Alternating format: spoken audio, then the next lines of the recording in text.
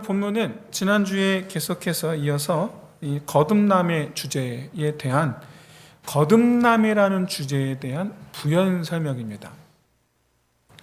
그럼 거듭남이라는 것이 이전과는 전혀 다른 새로운 사람으로 다시 태어나다라는 뜻이죠. 다시 태어나는 거예요. 근본 죄인이었던 사람이 다시 태어나서 의인으로 살게 되었다. 그런 의미죠. 근데 이런 개념 자체가 사실 이스라엘 유대인들의 굉장히 생소한 개념입니다. 특히 니고데모에게 있어서는 정말 말 그대로 어떻게 그런 일이 있을 수 있습니까? 라고 질문했듯이 난생 처음 들어보는 개념이죠. 왜냐? 의인이 된다는 것은 다시 태어나는 게 아니고 율법을 지키는 사람이 의인이라고 생각해 왔기 때문입니다. 지금까지. 율법을 지키는 노력을 하지 않는데 다시 태어났다는 것만으로 의인이 된다. 납득이 안 되는 거예요.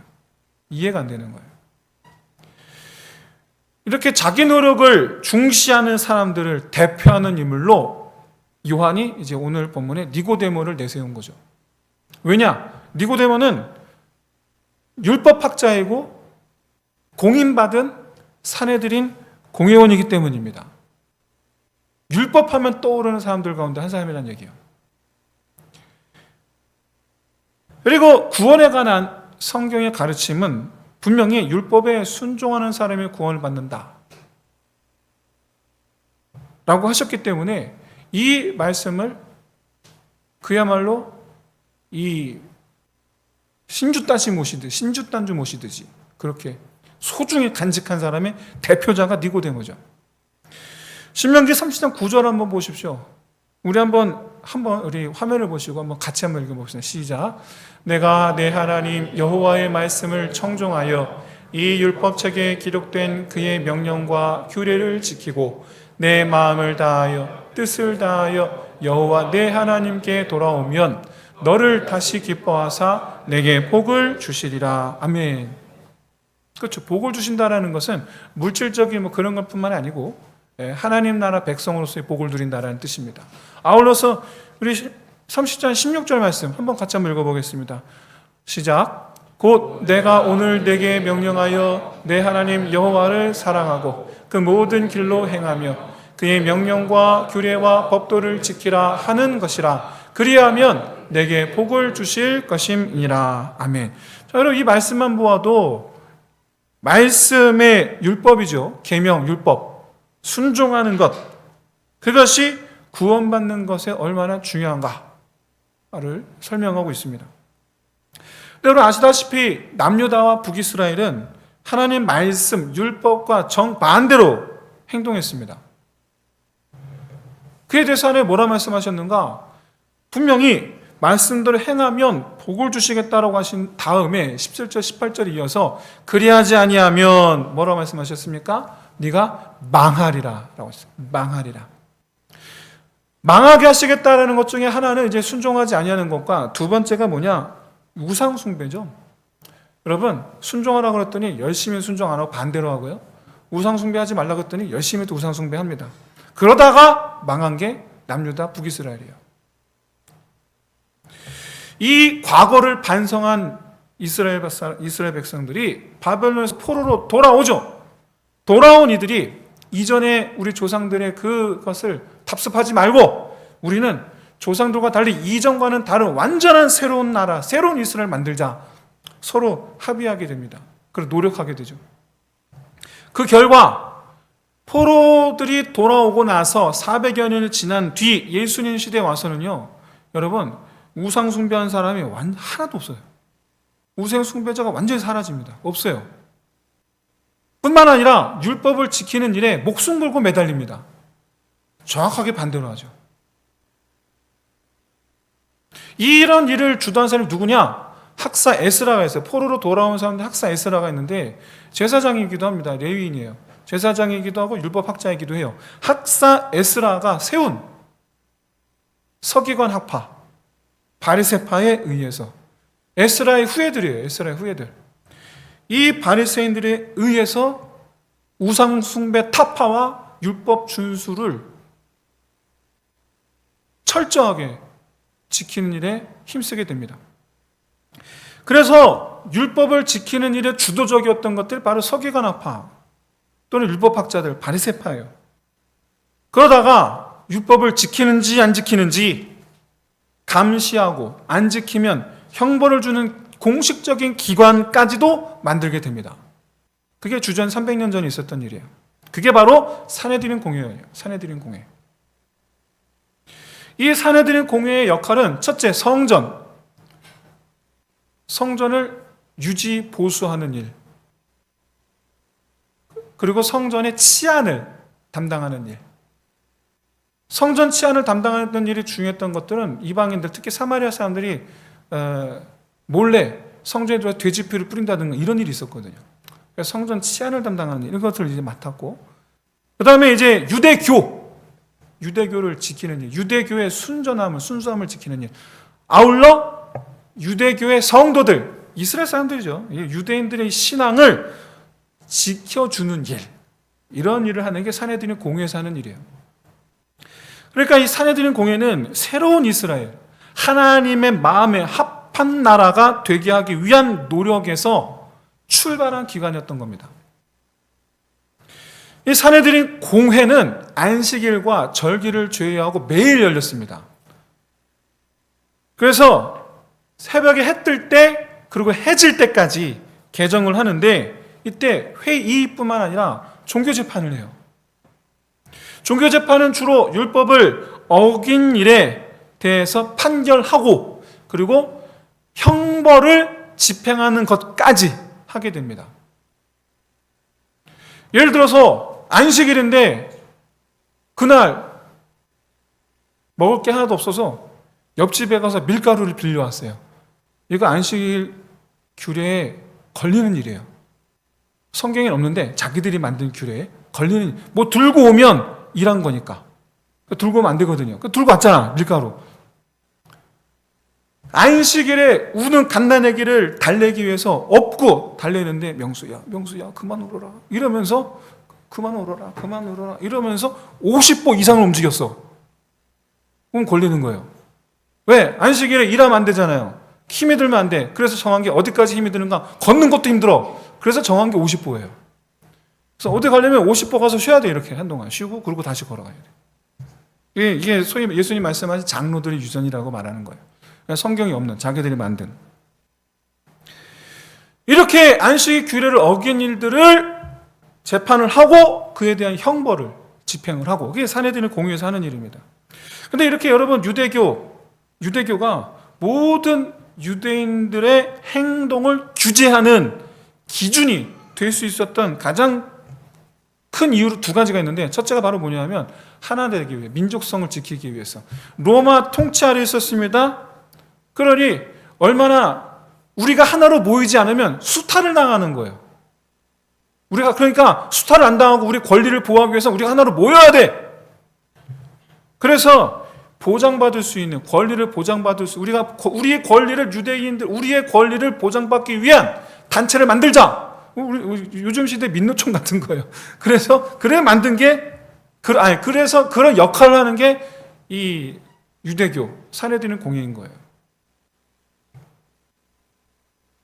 두 번째가, 모든 이스라엘 백성들은 아까도 말씀드렸지만 새로운 나라, 새 이스라엘, 하나님의 나라, 그러기 위해서 모든 백성들이 유대교의 기준을 벗어나면 안 되잖아요. 근데 문제가 있어요. 하나님 백성이라는 이 종교적 정체성을 지키기 위해서는 반드시 율법을 준수해야 한다는 점이 바로 문제였어요. 왜냐? 어느 정도까지 율법을 지켜야 되느냐, 이게 문제예요. 어느 정도까지.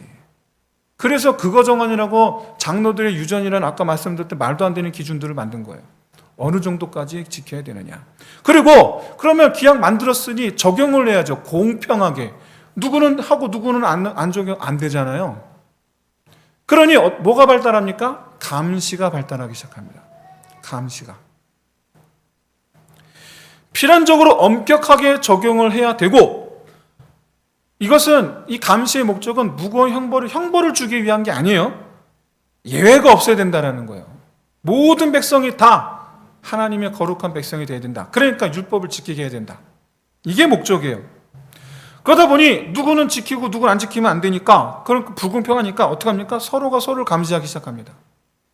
여러분, 지금 중국에 유명하죠. CCTV 감시 피할 수가 없대요. 근데 여러분, 유대 사회는요 그런 CCTV 기계가 필요 없어. 왜? CCTV가 유대 사회에서의 CCTV는요 다 걸어 다닙니다. 모든 유대 백성들이 다 CCTV들이야. 그래서 여러분, 예수님의 이 일거수일투족이 계속 보고로 올라가는 거예요. 그래서 하나도 빠짐없이 보고가 됩니다. 하나도 빠짐없이. 그리고 놀랍게도 안식일에 손 마른 자를 고쳤다, 득달같이 달려옵니다. 와, 실시간 보고책이야. 여러분, 이러니 누가 율법을 어길 생각을 하겠습니까 도대체? 이렇게 모든 백성들에게 정말 큰 영향력을 갖게 된 이 산헤드린 공회, 당연히 여러분 모든 백성들이 다 선망하는 자리죠. 우리도 그렇잖아요. 사회에 힘 있는 자리를 우리가 소망하지 않습니까? 내 자식이 법관 되겠다는데 그 신학생 어디 있어요? 그래서 산헤드린 공회는 다 좋아합니다. 내 자식이 그 자리 갖길 바래요. 76명이 들길 바래요. 전국에서 딱 76명. 거기에 내 아들이 들어가길 바래요. 이게 부모 마음이에요. 그래서 존경받습니다. 그 중에 한 인물이 니고데모예요. 그 중에 한 인물이. 모두의 존경을 받는 인물. 그런 인물에게 예수님이 뭐라 말씀하시느냐? 율법을 지켜서가 아니고 거듭나야 주 구원을 받는다라고 말씀하시는 거예요. 그런 인물한테. 여러분, 니고데모 입장에 정말 이해가 안 되는 말이죠. 율법을 안 지켜도 구원을 받는다고? 거듭나기만 하면 구원을 받는다고?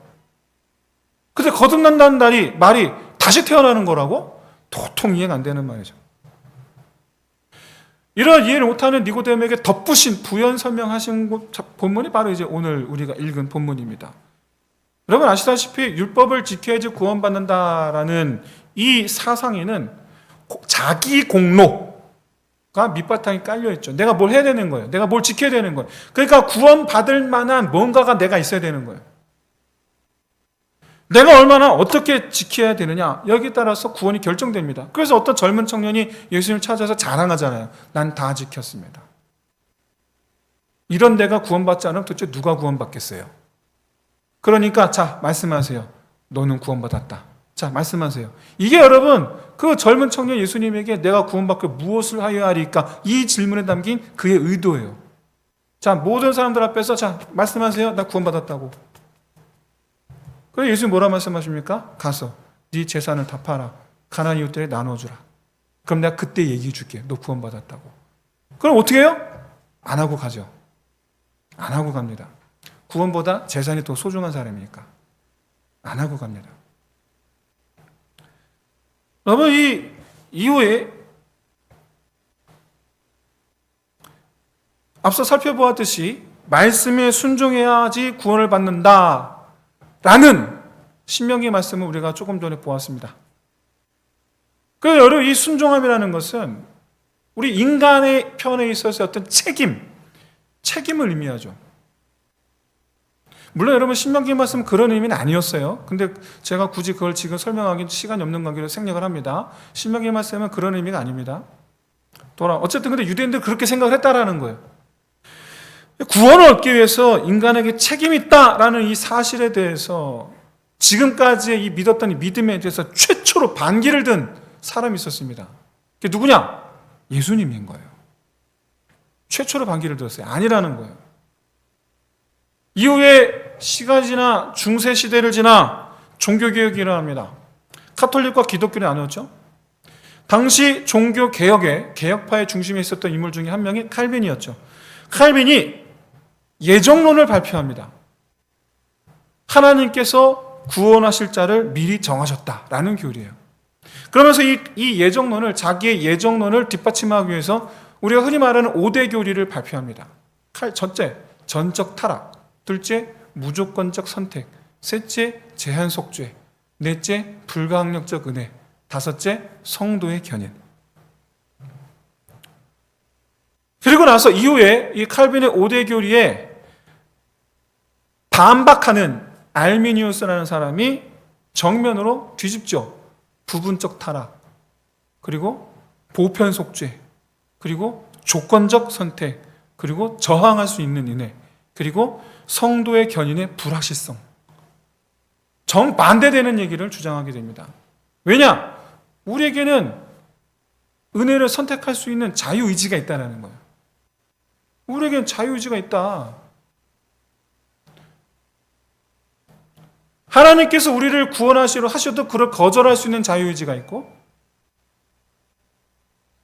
하나님의 은혜를 선택하는 자유의지도 있다. 그러니까 하나님의 은혜는 늘 항상 나를 위해서 기다려주고 있는 은혜인 거예요.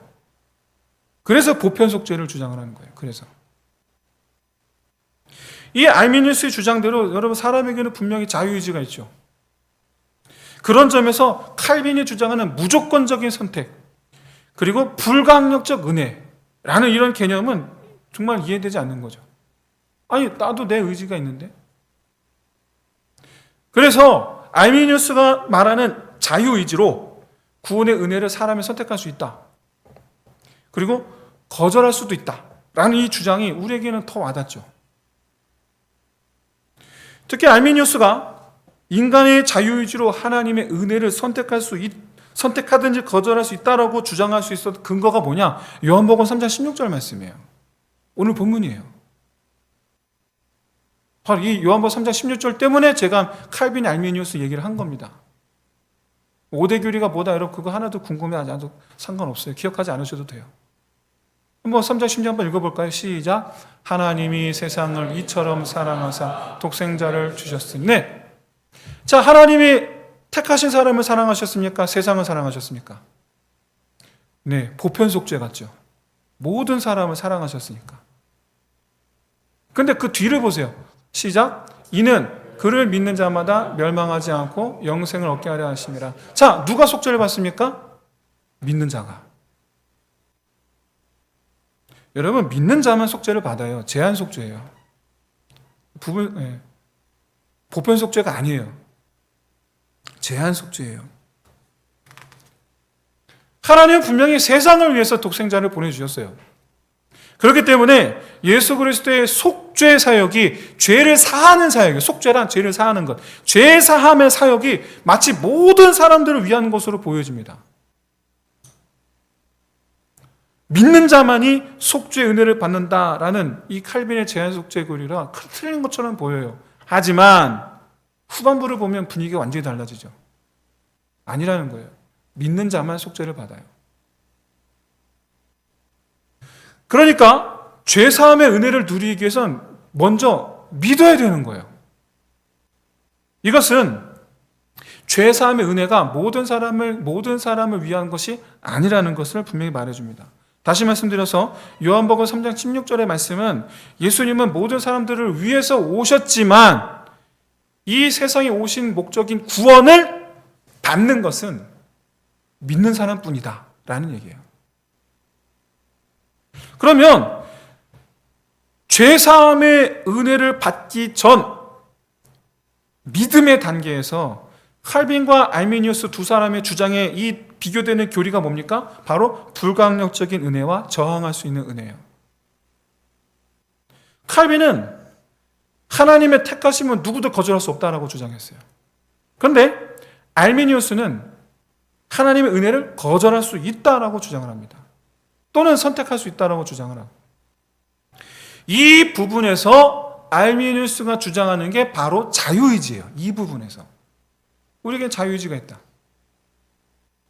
이런 이 구원에 대한 알미니우스의 주장은 다음과 같습니다. 하나님의 구원은 모든 인류에게 보편적으로 주어진 것이며 이를 거부하는 것은 인간의 자유의지에 따른 것이다. 또한 인간은 타인의 영향을 받기는 했지만, 타락의 영향을 받기는 했지만 영적 선을 행할 수 없을 만큼 타락한 것은 아니며 복음을 받아들여 구원을 얻고자 한다면 인간의 자력으로 하나님을 믿을 수 있다. 이게 이제 알미니우스의 주장이에요. 이 알미니우스가 주장한 이 자유의지, 부분적 타락이죠. 근데 칼빈은 아니라는 거예요. 전적으로 타락했다는 거예요. 전적으로 타락했다. 전적 타락했다는 말은 무슨 말이냐면 절대로 자기 의지로 하나님을 택하지 않는다라는 겁니다. 여러분, 타락이라는 표현은요, 더럽게 되었다, 우리가 이런 개념을 생각하는데 그게 아니고, 타락이라는 표현은 하나님으로부터 떨어져 나갔다라는 의미예요. 하나님으로부터 떨어져, 성경적인 우리 어떤 신학적 개념의 타락이라는 개념은 우리가 타락해서 우리가 떨어졌어, 이런 뜻이 아니고 하나님으로부터 떨어져 나갔어, 그 뜻이에요. 조금 달라요. 이에 대해서 칼빈이 얘기하는 겁니다. 전적으로 타락했다. 그러니까 절대로 자기 의지로 하나님께 돌아오지를 않는다라는 거예요. 그래서 여러분, 스스로 구원 얻기 위해서 절대 하나님을 택하지 않는다, 이렇게 자유의지 자체가 타락했기 때문에 모든 사람이 각자 자기에게 주어진 자유의지로 선택하는 길에는 절대로 하나님은 없다라는 거예요. 비록 구원을 얻기 위해서 많은 노력을 할 수는 있습니다. 실제로 많은 사람들이 구도자가 되어서 자기 구원의 길을 찾고 있죠. 근데 놀랍게도 그런 구도자들 가운데에는 하나님의 사랑을, 나를 향한 우리 하나님 아버지의 사랑을 맞이하려는 사람은 아무도 없어요. 길거리에 널렸는데 하나님은 당신을 사랑하십니다. 그런데도 불구하고 그 사랑이 나를 향한 거구나 라고 생각한 사람은 단 한 명도 없습니다. 하나님의 사랑을 맞이하는 사람, 다시 말씀드려서 하나님을 믿는 단계로 나아가는 사람은 전부 다 하나님께서 택하여 부르신 사람들 뿐이에요. 자기 의지로 하나님을 택한 사람은 아무도 없어요. 여러분, 이게 우리에게 의미하는 건 딱 한 가지입니다. 내 자신의 의사결정을 여러분 존중하지 마세요. 여러분 스스로가 내 의사결정을 존중받으려고 하지 마세요. 내 안에 말씀하시는 성령 하나님의 음성만 존중하세요. 그게 우리가 사는 길인 줄로 믿습니다. 왜?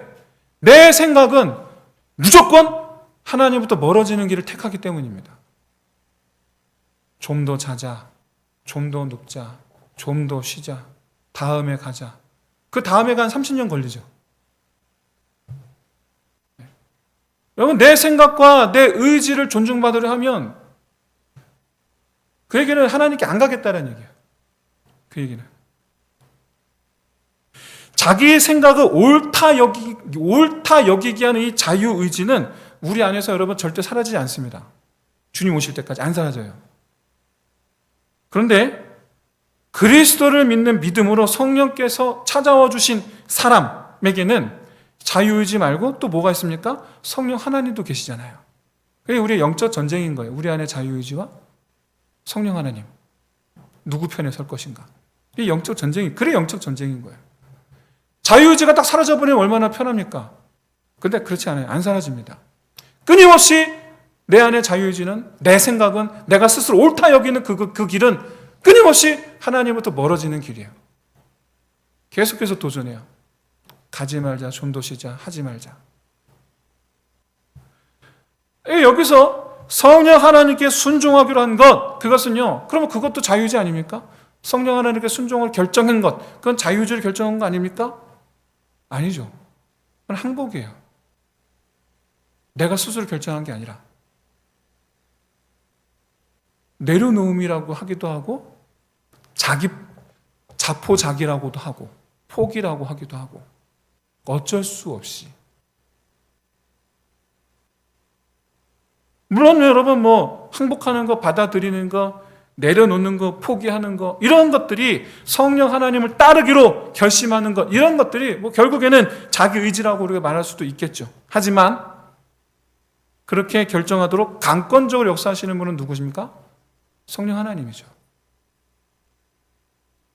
못 이기는 척 따라와 주시기를 주의 이름 축원드립니다. 내 안에 강권적으로 역사하시는 성령 하나님께 못 이기는 척 따라오세요. 적극적으로 따라주길 바라지만 못 이기는 척 따라와도 여러분 구원의 문이 활짝 열리는 줄로 믿습니다. 은혜가 충만히 많은 줄로 믿습니다. 우리나라는요, 정말 많은 분들이 과거 어렸을 때 교회를 다녔던 경험을 갖고 계세요. 정말 많은 분들이. 근데 그런 분들이 지금은 교회를 왜 나오지 않습니까? 라고 물으면 뭐라고 말하냐? 언젠간 나갈 거래. 근데 여태 안 오시죠? 앞으로도 안 오실 거예요. 저는 확신 있게 말씀드릴 수 있어요. 안 옵니다. 나중에 나갈게요 라는 말은 앞으로도 계속 안 나갈게요 라는 말과 똑같습니다. 전적으로 타락했기 때문에 자기 의지로 절대로 결정하지 않습니다. 이건 제가 한 말이 아니고 하나님 직접 하신 말씀이요. 3장 19절 말씀이죠. 빛이 세상에 왔을 때 사람들이 빛보다 어둠을 더 사랑한 것이니라. 우리는 빛의 길을 택하지 않아요. 무조건 어둠을 택합니다. 무조건이에요. 자기 스스로 하나님을 찾는다는 건 결코 있을 수 없어요. 오직 하나님께서 그를 부르실 때에만 하나님께 돌아와요. 그 부르심이 뭡니까? 바로 예수 십자가 은혜인 줄로 믿습니다. 십자가 은혜는 모든 사람들에게 들려주시는 하나님의 음성이에요. 내가 너를 사랑하노라. 그런데 모든 사람들이 이 하나님의 음성을 듣는 건 아니에요. 분명 모든 사람들 앞에서 일어난 일인데 다 같이 십자가 은혜를 보는데 이 사랑이 너를 위한 거야 라는 이 음성은 모든 사람이 듣진 않아요. 이 예수 십자가 사건 속에 담겨있는 아버지 마음을 깨닫게 하는 분이 있습니다. 성령 하나님인 줄로 믿습니다. 이 부분에서 칼빈이 말하는 거예요. 불가항력적 은혜. 그러면 성령 하나님이 깨닫게 하시면 그 은혜를, 그 사랑을 어찌 우리가 난 싫다고 할 수 있는 사람이 누가 있겠어요? 난 아니라고 할 사람이.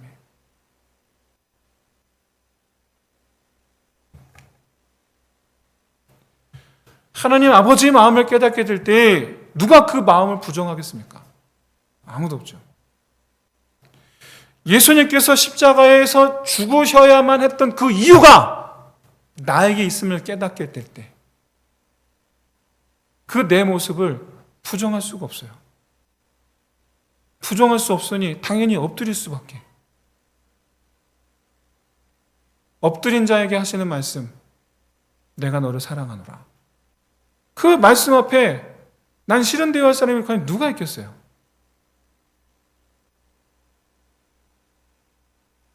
바로 그날, 엎드린 그날 이후로 십자가 은혜로 사는 것이 바로 중생한 삶이라는 것, 이것이 바로 오늘 본문의 예수님의 설명인 거예요.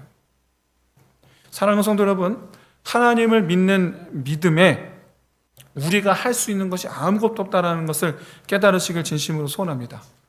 반대로 하나님을 믿는 그 믿음을 도우시는 성령 하나님 밖에 없다라는 것 또한 깨달으시기를 진심으로 소원합니다. 혹시 여러분 게임 좋아하십니까? 게임의 장르에 MMORPG라는 게임의 장르가 있습니다. 이렇게 고개 끄덕이시는 분. MMORPG. 뭐 이렇게 돌아다니는 거예요. 막 돌아다니면서 뭐 미션을 주면 그 미션도 하고. 아무튼 그런 거예요. 근데 이 MMORPG 게임을 처음 시작하면 여러분 튜토리얼이라는 게 거치게 돼 있어요. 이 전체 게임 환경을 익숙해지기 위해서 무엇을 해야 되는지, 나 지금 뭐 해야 되지? 그러면 그때 뭐가 나타나죠? 튜토리얼 게임에서 뭐가 나타나죠? 화살표가 나타납니다. 이리로 가시오. 그러면서 그리로 갑니다. 막 쫓아가면 갑자기 화살표가 뭐 물건을 가리켜요. 띵띵띵띵띵띵. 그러면 이제 그거 주소란 얘기야. 그럼 가서 그 주소예요. 이런 식으로 처음에 초보들은요, 화살표를 쫓아다녀야 됩니다. 이 화살표가 누굽니까? 네, 성령 하나님이죠. 우리에게 있어서는. 예수 믿으면 화살표가 나타나요. 화살표가. 근데 게임은 조금 지나면 화살표 없어지는데 우리는 점점 더 그 화살표를 더 진하게 느껴야 되는 줄로 믿습니다. 더 진하게, 더 확실하게. 그래서 그 화살표만 쫓아가는 거예요. 그러면 거듭남의 순간 뿐만 아니라 거듭난 상태로 사는 과정, 이 모든 것에 오직 성령의 도우심을 받아야 할 줄로 믿습니다. 성령 하나님께서 가라 하시면 가고 서라 하시면 서고 하라 하시면 하고 하지 말라 하시면 안 하고, 그래서 여러분 그리스도인을 산다는 게 너무나 쉬워요. 얼마나 쉬운지 몰라요. 정말 쉽습니다. 하면 하고 안 하면 안 하면 되니까. 근데 여러분 이 쉬운 걸 우리는 너무 어려워하죠. 왜요? 자유의지가 있어서 그래요. 자유의지대로 하고 싶어서 그래요. 내 생각대로 하고 싶고 내가 바라는 대로 하고 싶고. 사랑하는 성도 여러분, 제가 이렇게 말씀드리기 좀 뭐하지만 자유의지는요 백해무익합니다. 우리의 영혼이 산다라는 측면에서 정말 그야말로 자유의지는 정말 그야말로 허무하게 짝이 없는 능력이에요.